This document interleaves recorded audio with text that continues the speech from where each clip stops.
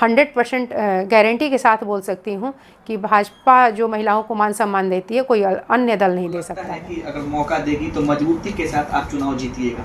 तो बिल्कुल, अगर मुझे टिकट मिलता है तो मैं मजबूती के साथ चुनाव भी लड़ूंगी और मुझे लगता है कि मैं निश्चित भारतीय जनता पार्टी की सिवान से विधायक बनूंगी। खासकर देखा गया कि उनके लोग जो पुत्र कहते हैं कि मैंने सिवान को बचाया, उस अपराधी से बचाया, उन लोगों से बचाया, उस आतंक से बचाया, तो कब तक ये चलेगा? हम लोग भी उस आतंक के शिकार हुए हैं। मैं भी पचरुखी की बेटी हूँ और मेरे भी पिताजी उस समय उनका अपहरण हो गया और हत्या हो गया, तो हम लोग तो भुक्तभोगी हैं, लेकिन हम लोग कहीं चिल्ला के नहीं बोलते। आज आपने बोला तो स्वतः मेरे मुंह से निकल जा रहा है। वोट बैंक बन के रहेगा। सिवान में देखे हैं कि वैश्य को कभी आगे बढ़ने नहीं दिया गया है। बहुत लोग हैं यहाँ पे जो राज किए हैं, देखा जाए तो वैश्य बहुत पीछे है यहाँ पे। वोट बैंक तो है, भाजपा का कोर बैंक जो होता है, भाजपा का बीजेपी के लोग होते हैं, लेकिन जब राजनीतिक में आते हैं तो लोग उनको खींचना शुरू कर देते हैं, बदनाम करना शुरू कर देते हैं। ये कब तक चलेगा? नहीं, ये पता नहीं, लेकिन मुझे ऐसा लगता है कि भारतीय जनता पार्टी ही एक ऐसी पार्टी है जहाँ पे वैश्यों को मान सम्मान मिलता है। अब देखे होंगे कि हमारे वैश्य समाज के कई लोगों को भारतीय जनता पार्टी मंत्रिमंडल में भी जगह दी है और कई हमारे विधायक भी हैं और सांसद भी हैं, और खास करके महिलाओं को भारतीय जनता पार्टी में काफ़ी मान सम्मान मिलता है। और मुझे आपने देखा होगा, दिल्ली के चुनाव में भी देखा कि एक मामूली कार्यकर्ता को मुख्यमंत्री बनाया गया, वो भी एक महिला है और काफ़ी सशक्त महिला है। तो निश्चित भारतीय जनता पार्टी कब किसको कहाँ बिठा दे और किसको कौन सा मौका दे ये कहा नहीं जा सकता। इसलिए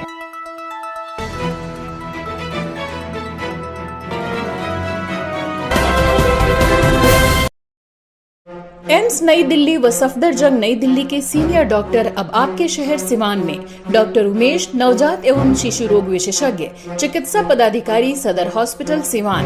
डॉक्टर उमेश जो आपके बच्चों का कर रहे कुशल व बेहतरीन इलाज।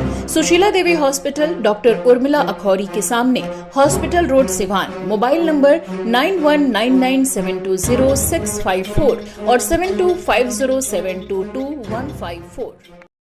नमस्कार, मैं हूं अमित और आप देख रहे हैं सरकार न्यूज लाइव। 2025 का चुनाव सिवान के लिए दिलचस्प होने वाला है, क्योंकि 8 विधानसभा में बड़े बड़े दिग्गज नेता अपना दावा करने जा रहे हैं और कई लोग, कई पार्टियां लगातार ज्वाइन कर रहे हैं। और सिवान में जो चुनाव का चर्चा है वो तेज हो गया है। कहां से महिलाओं को टिकट मिलेगा और कहां से दिग्गज नेताओं को टिकट मिलेगा वो तो आने वाला वक्त बताएगा। इस समय हम हैं सिवान की जो है पूर्व नगर सभापति अनुराधा गुप्ता, उनके साथ मौजूद हैं और राजनीतिक पे कुछ हम बात करेंगे, सिवान की चर्चाओं पे कुछ बात करेंगे। मैडम नमस्कार, सबसे पहले चैनल में मेरा स्वागत है। नमस्कार, आपके चैनल के माध्यम से आपके सभी दर्शकों को मेरा नमस्कार है, शुभकामनाएं। मैडम देखा जाए कि चुनाव जो सिवान का है दिलचस्प होने जा रहा है, क्योंकि आप बहुत पुरानी महिला हैं और भाजपा में आपका अलग क्रेज है, अलग पहचान है लोगों से। आप जिस तरह से लोगों से मिलती हैं, जाती हैं, जैसे देखा गया कि हाल ही में जो सिवान में जो प्रधानमंत्री आए थे तो मंच पे आपने जो संचालन किया था तो पूरे बिहार से देश में आपका नाम चर्चा में आया था। उसके क्या कहेंगे जो मौका मिला था? मेरे लिए बहुत गौरव की बात है कि मुझे ये मौका सिवान के नेतृत्व ने मुझे सौंपा और लोगों ने पसंद किया। इसके लिए मैं बहुत बहुत धन्यवाद देती हूँ और सिवान नेतृत्व को भी धन्यवाद देती हूँ। लगता है कि मौका मिलेगा, अगर पार्टी आपको मौका देगी तो सिवान का चुनाव लड़िएगा? निश्चित, मुझे भी इच्छा है कि आने वाला 2025 विधानसभा चुनाव में लड़ूं। अगर पार्टी मेरे में भरोसा जताती है और मुझे टिकट देगी तो निश्चित मैं चुनाव लड़ूंगी। कहते हैं कि जाति देख के वोटिंग लोग वोट करेंगे या सबके ऊपर उठ के वोटिंग करेंगे सभी समाज के लोग? मुझे ऐसा लगता है कि सिवान से सिर्फ मैं वैसे समाज की बहू बेटी हूँ, इसलिए मुझे वोट नहीं मिलता है। मुझे सर्व समाज से वोट मिलता है और सबका स्नेह प्यार मुझे भरपूर मिलता रहा है और आगे भी अपेक्षा है कि मुझे मिलता रहेगा। लोग तो कह रहे हैं कि वैश्य की बेटी हैं तो सिवान की बहू और बेटी दोनों हैं, खासकर देखा गया तो लोग तो कहता है कि नहीं वैश्य है, वैश्य से वोट मिलेगा। लेकिन आपका जो पकड़ है हर समाज पे है, क्योंकि अभी जो चुनाव हुआ था नगर परिषद का, जिसमें आपको मुस्लिम हो गए, भूमिया, राजपूत, ब्राह्मण सभी लोगों ने खुलकर आपको समर्थन दिया था।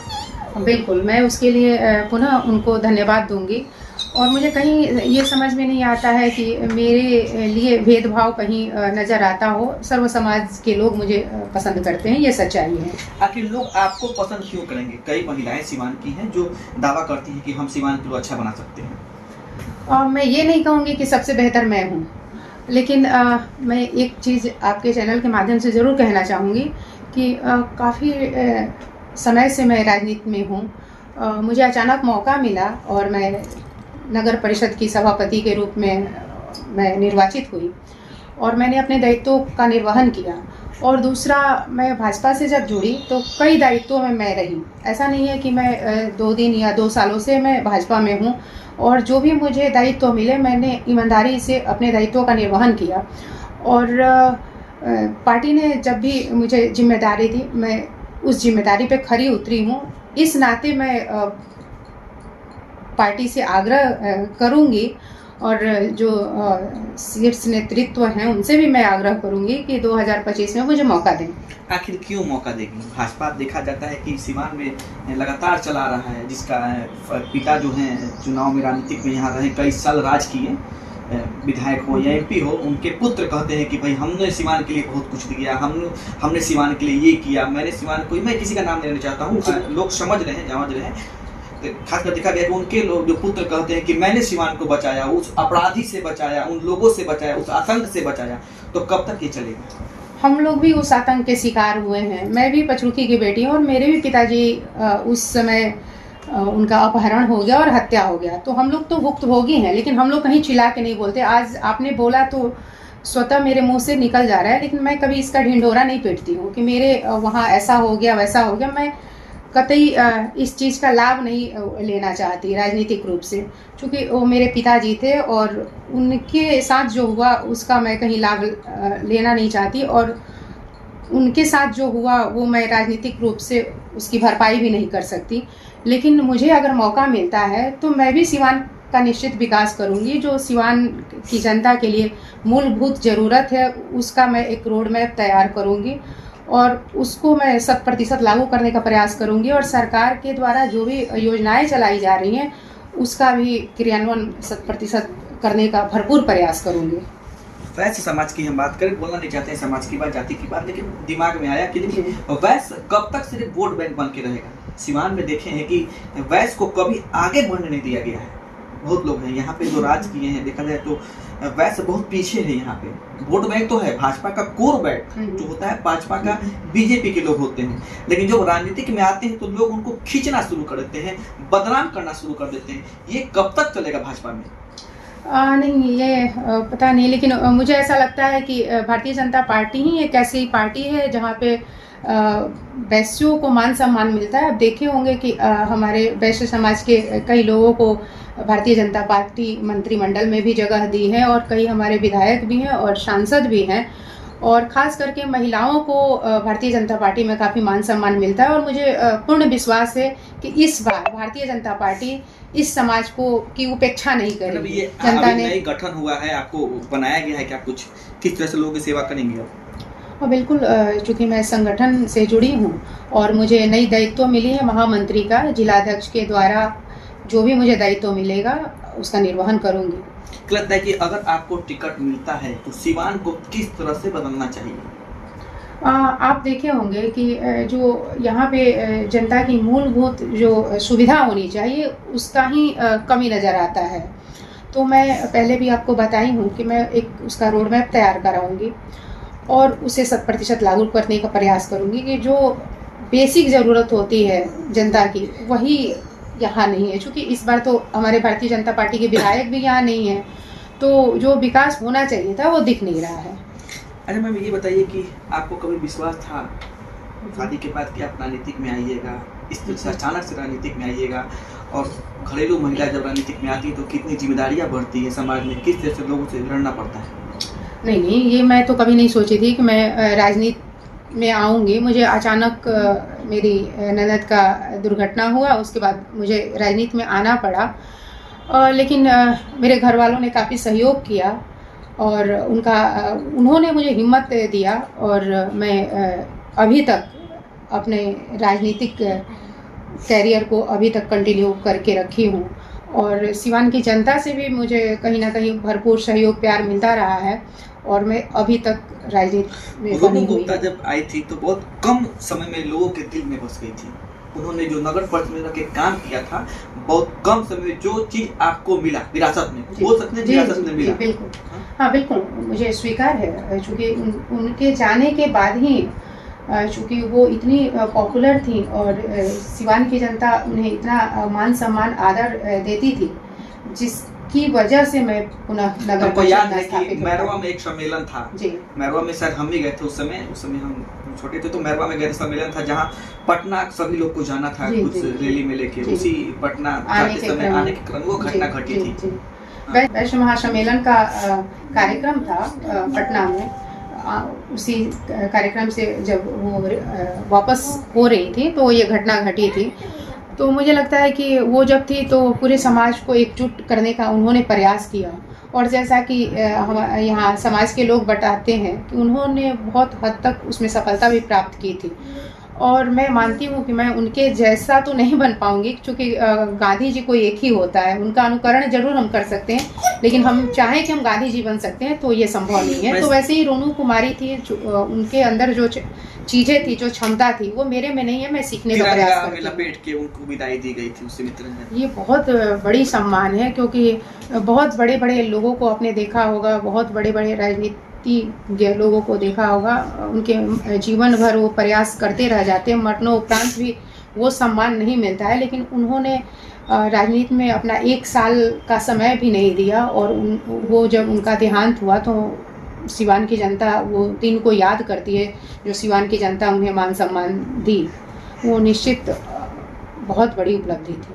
हम लोग के लिए भी बहुत बड़ी। अब ज़्यादा बात नहीं करेंगे, क्या लगता है कि टिकट मिलना चाहिए, परिवार बात जो है वो खत्म होना चाहिए और नए लोगों को मौका मिलना चाहिए, खासकर महिलाओं को?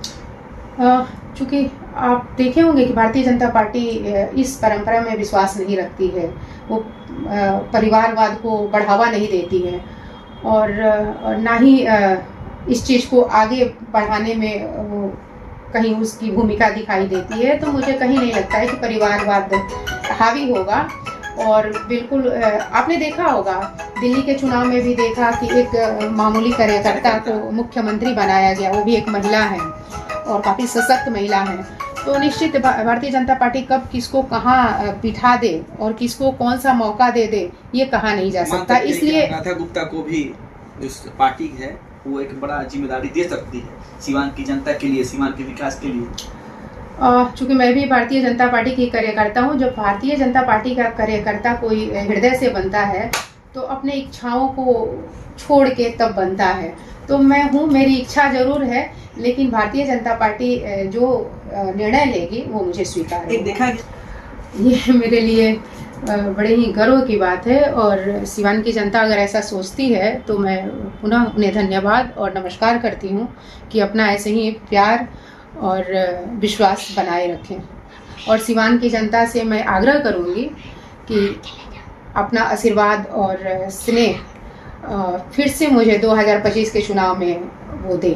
हमको लगता है कि अगर मौका देगी तो मजबूती के साथ आप चुनाव जीतिएगा। तो बिल्कुल, अगर मुझे टिकट मिलता है तो मैं मजबूती के साथ चुनाव भी लड़ूंगी और मुझे लगता है कि मैं निश्चित भारतीय जनता पार्टी की सिवान से विधायक बनूंगी। राधा गुप्ता जी जो सिवान की बात की कि अगर पार्टी अगर मौका देती है तो किस तरह से सीट को जीतना है, किस तरह से सिवान का विकास करना है, कई तरह का मैप इन्होंने तैयार कर रखा है।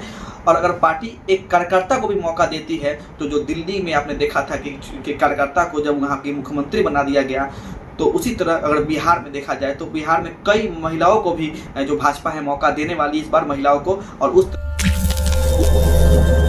आपके शहर में खुल गया है big wash dry cleaners and laundry. अब आपको नहीं है कपड़ों को धोने और सुखाने की चिंता करने की जरूरत। हमारे यहाँ पर बिना कपड़ों की क्वालिटी को नुकसान पहुँचाए सभी प्रकार के कपड़े आधुनिक मशीन से ड्राई क्लीन किए जाते हैं।